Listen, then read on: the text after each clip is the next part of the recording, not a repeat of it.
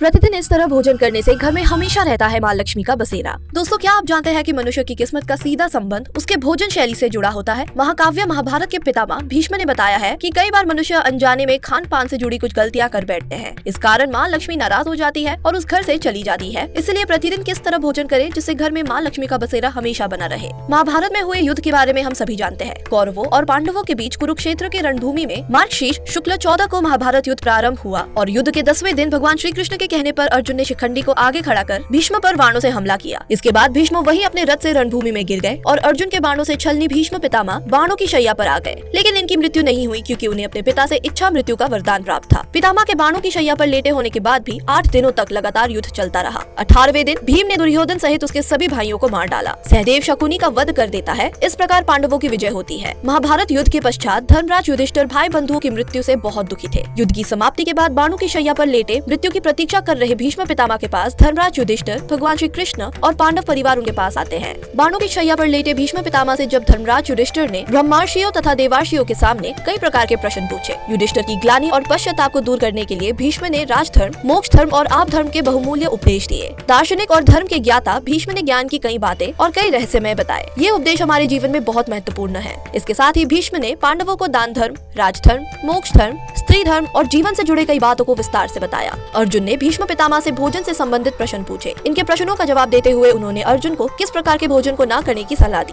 भीष्म पितामह ने अर्जुन को भोजन के नियमों से जुड़ी कई महत्वपूर्ण बातें बताई। इन्होंने कहा कि भोजन न केवल हमारी भूख को शांत करता है बल्कि इसका संबंध हमारे भाग्य से भी जुड़ा होता है। हमारी किस्मत का सीधा संबंध हमारे खान पान से भी होता है। भीष्म भोजन विधान के अनुसार कई बार अनजाने में हम खान पान से जुड़ी कुछ गलतियां कर बैठते हैं जिससे माँ लक्ष्मी नाराज हो जाती है और घर से चली जाती है। भीष्म पितामह ने ऐसे भोजन को नाली में पड़ी मिट्टी के समान बताया है जिस खाने की थाली को कोई लांघ कर चला गया हो। ये कहते हैं कि भोजन की थाली को भूलकर भी नहीं लांघना चाहिए। अगर किसी ने अनजाने में भी खाने की थाली को लांघ दिया हो तो बेहतर है कि आप खुद इस खाने को ना खाएं और जानवरों को दे दे। ऐसा भोजन शरीर के लिए विष के समान नुकसानदायक होता है। भोजन की थाली में पैर से ठोकर लगने को लेकर भीष्म पितामह कहते हैं कि इस प्रकार के भोजन के सेवन से सभी को बचना चाहिए। जिस भोजन की थाली में पैर से ठोकर लग गई हो या फिर किसी का पाँव लग गया हो, ऐसा भोजन खाना योग्य नहीं रह जाता है। आपको ऐसे भोजन करने से बचना चाहिए, नहीं तो आप दरिद्र हो सकते हैं। थाली में ठोकर लगा हुआ भोजन करने से व्यक्ति कर्ज में डूब जाता है और मानसिक तनाव का शिकार हो जाता है। भीष्म पितामह ने बताया है कि वो भोजन खराब होता है जिसमें बाल निकल आए। ऐसे भोजन को खाना योग्य नहीं माना जाना चाहिए। ऐसे भोजन को त्याग देना ही बेहतर होता है। ये भोजन दूषित होता है और ऐसा भोजन करने वाला व्यक्ति शीघ्र ही दरिद्र हो जाता है और स्वास्थ्य की हानि होती है।